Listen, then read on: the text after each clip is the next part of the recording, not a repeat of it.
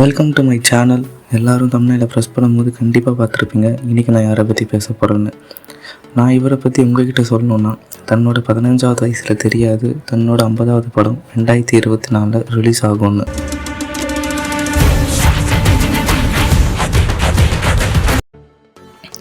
காலேஜுக்கு அப்புறம் குடும்ப வறுமையை போகணுன்றதுக்காக துபாயில் வந்து வேலை பார்த்த இவர் இன்றைக்கி இவரோட 50வது படத்தை ப்ரமோட் பண்ண அதே பிளேஸ்க்கு வந்திருக்கிறாரு. எல்லா ஹீரோஸ்க்குமே அவங்களோட 50வது படம் ரொம்ப ஸ்பெஷலாக இருக்கும். அவங்கள விட அவங்க ஃபேன்ஸுக்கு இன்னும் ஸ்பெஷலாக இருக்கும்.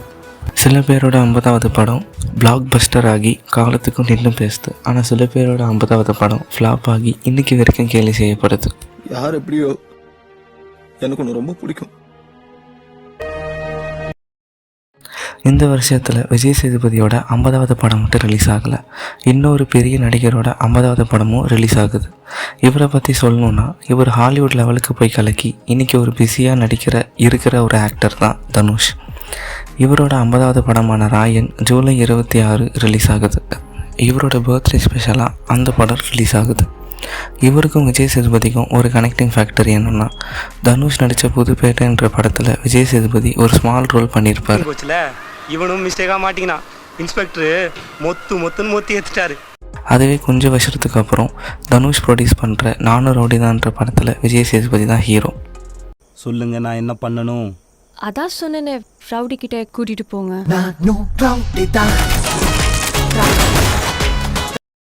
இன்றைக்கி இருக்கிற டேரக்டர்ஸ் என்ன கேரக்டர் திங்க் பண்ணி எழுதினாலும் அதில் அழகாக போய் சூட் ஆகுவார் நம்ம மக்கள் செல்வன்.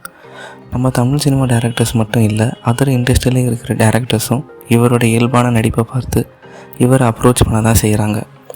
இப்படி தெலுங்கில் இருக்கிற டேரக்டர் விஜய் சேதுபதி கிட்ட நீங்கள் ஒரு ஹீரோயினுக்கு அப்பா ரோல் பண்ணணும்னு கேட்டால் இவர் கொஞ்சம் கூட தயக்கப்படாமல் கதை நல்லா இருக்குது, நான் அந்த ரோல் பண்ணுறேன்னு சொல்லி அந்த படம் நடித்து அந்த படம் ஹிட்டாகி அந்த படம் நேஷ்னல் அவார்டு வாங்குச்சு. இந்த உப்பேனன்ற படத்தில் விஜய் சேதுபதிக்கு பொண்ணாக நடித்தவங்க தான் கீர்த்தி ஷெட்டி. இவங்க நடித்த சில படங்கள் ஹிட் ஆகியிருக்கு. 2 வருஷத்துக்கு முன்னாடி ஒரு டைரக்டர் விஜய் சேதுபதி கிட்ட கீர்த்தி ஷெட்டியை நம்ம படத்துக்கு ஹீரோயினாக போடலாமான்னு கேட்டதுக்கு அவர் என்ன சொல்லியிருக்கிறாருன்னு நீங்களே பாருங்கள். வரும்போது கொஞ்சம் நர்வஸாக இருந்து நான் சொன்னேன், என் பையனுக்கு 13 வயசு 14 வயசு. ஏம்மா, என் பையன் உன்னோட ஒரு 4-5 வயசு தான் சின்ன பையன், என்ன உங்கள் அப்பாவை நினச்சிக்கோமா, உங்கள் அப்பாவை நினச்சி எனக்கு ட்ரீட் பண்ணுமா அப்படின்னு சொல்லிட்டேன். நான் ஒரு பொண்ணை பார்த்து நான் உங்கள் அப்பாவை நினச்சிக்குமோன்னு சொன்னதுக்கப்புறம் திருப்பி நான் அந்த பொண்ணு போய் ரொமான்ஸ் பண்ணுறது நானே நேரடியாக சொல்லியிருக்கேன். நான் சொல்லியிருக்கேன், நானே நேரடியாக அந்த பொண்ணை சொல்லியிருக்கேன், நான் அப்பாவை நினச்சிக்கோமா, இது என்னம்மா இருக்குது, ஃப்ரீயாக இருமா. இவ்வளோ நடந்ததுக்கப்புறம் கூப்பிட்டு வச்சு அப்புறம் அது 19 நடிச்சேன்னு நினைக்கிறேன். 22 ஒரு 3 வருஷத்தில் கூப்பிட்டு வேற நடிச்சோன்னா அது நல்லா இருக்காதுல்ல. அதனால தான் நானும் director I value this emotion and I respect. இவருக்கு இப்படிப்பட்ட மனசு இருக்கிறனால தான் ஒரு மக்கள் செல்வனை மக்கள் மனசில் இடம் பிடிச்சிட்டார். தமிழ் சினிமாவில் சில ஹீரோஸ்களுக்கு மட்டும்தான் டைட்டில் வச்சா அதை கலாய்க்காமல் ஃபேன்ஸ் அண்ட் ஜென்ரல் ஆடியன்ஸ் கொண்டாடுவாங்க. அதில் சில ஹீரோஸை சொல்லணுன்னா, சூப்பர் ஸ்டார் ரஜினிகாந்த், உலகநாயகன் கமலஹாசன், இளைய தளபதி விஜய், தல அஜித், சியான் விக்ரம். இந்த வரிசையில் விஜய் சேதுபதிக்கு 2014 ரிலீஸ் ஆன தர்மதுரன் என்ற படத்தில் தான் மக்கள் செல்வன் என்ற பெயர் வந்தது. இந்த படத்தை இயக்கியவர் தான் டைரக்டர் சீனு ராமசாமி. இந்த படத்தில் தான் தன்னோட முதல் நாயகனுக்கு மக்கள் செல்வன் என்ற பெயர் வைத்து அழகு பார்த்தார். இந்த படத்தோட டைட்டில் எங்கேருந்து எடுத்தாங்கன்னா, நம்ம சூப்பர் ஸ்டார் ரஜினிகாந்த் நடித்த 1991 ரிலீஸ் ஆன தர்மதுரன் என்ற படத்தில் தான் எடுத்தாங்க. டைரக்டர் சீனு ராமசாமி மக்கள் செல்வனுக்காக சூப்பர் ஸ்டார் நடித்த அந்த தர்மதுரன் டைட்டில் 2014 3வது முறையாக விஜய் சேதுபதியோட ஒர்க் பண்ணுற படத்துக்கு வச்சார். இந்த 2 படமுமே சூப்பர் ஹிட். இப்போ நான் ரஜினிகாந்துக்கும் விஜய் சேதுபதிக்கும் இருக்கிற ஒரு கனெக்டிங் ஃபேக்டர் சொல்ல போகிறேன். இவங்க 2 பேருமே தமிழ் சினிமாவில் இருக்கிற ஒரு ஸ்டீரியோ டைப் உடைச்சாங்க. நம்ம சூப்பர் ஸ்டார் ரஜினிகாந்த் நடித்த ஃபஸ்ட்டு படம் தான் அபூர்வ ராகங்கள். இந்த படம் 1975 ரிலீஸ் ஆச்சு. இந்த படம் ரிலீஸ் ஆக முன்னாடி வரைக்கும் நடித்த எல்லா ஹீரோஸுமே ஒயிட்டாக தான் இருப்பாங்க. அது என்னென்னா, தமிழ் சினிமாவில் இன்றைக்கும் சரி அன்றைக்கும் சரி ஒரு ஸ்டீரியோ டைப் தொடர்ந்து தான் இருக்குது. குறிப்பாக இன்றைக்கி இருக்கிற ஹீரோயின்ஸுக்கு நிறையவே இருக்குது. திறமை இருந்தும் இவங்க நிறைய படங்கள் வாய்ப்புகள் கிடைக்காம இன்னமும் பெரிய பெரிய படங்கள் பண்ணிட மாட்டோமான்னு ஒரு கனவோடு தான் இருக்கிறாங்க. அவங்க அப்படி படங்கள் பண்ணியும் சில படங்கள் ஓடுது, சில படங்கள் ஓட மாட்டேங்குது. இன்றைக்காச்சு இந்த கலரில் இருக்கிற ஹீரோயின்ஸுக்கு அவங்க திறமையை வெளிக்காட்ட சில படங்கள் கிடைக்கிது. ஆனால் அன்றைக்கி வெள்ளையாக இருக்கிற ஹீரோஸ் மட்டும்தான் நமது மக்கள் பார்த்தாங்க. ஆனால் நம்ம ரஜினிகாந்த் என்ட்ரிக்கு அப்புறம் எல்லாமே மாறிடுச்சு. வெள்ளையாக இருக்கிறவங்க மட்டும்தான் ஹீரோவாக நடிக்கணும், வெள்ளையாக இருந்தால் தான் மக்கள் ரசிப்பாங்கன்ற ஒரு ஸ்டீரியோ டைப்பை உடைச்சது நம்ம சூப்பர் ஸ்டார் ரஜினிகாந்த். இவரோட வெற்றிக்கு அப்புறம் ஒவ்வொரு கருப்பு நடிகர்களும் தமிழ் சினிமாவில் எமர்ஜ் ஆக ஆரம்பித்தாங்க. இவர் இந்த ஒரு ஸ்டீரியோ டைப் மட்டும் உடைக்கல. ஒரு ஹீரோவாக லான்ச் ஆனால் ஒரு ஹீரோவாக மட்டும்தான் நடிக்கணுன்றதெல்லாம் இல்லை. இவர் தன்னுடைய முதல் படத்தில் ஒரு நெகட்டிவ் கேரக்டர் பண்ணி அதுக்கப்புறம் டபுள் ஹீரோ சப்ஜெக்டில் ஒரு ஹீரோவாக மட்டும் நடித்து அதுக்கப்புறம் தான் ஒரு ஹீரோவாக லான்ச் ஆகிறார்.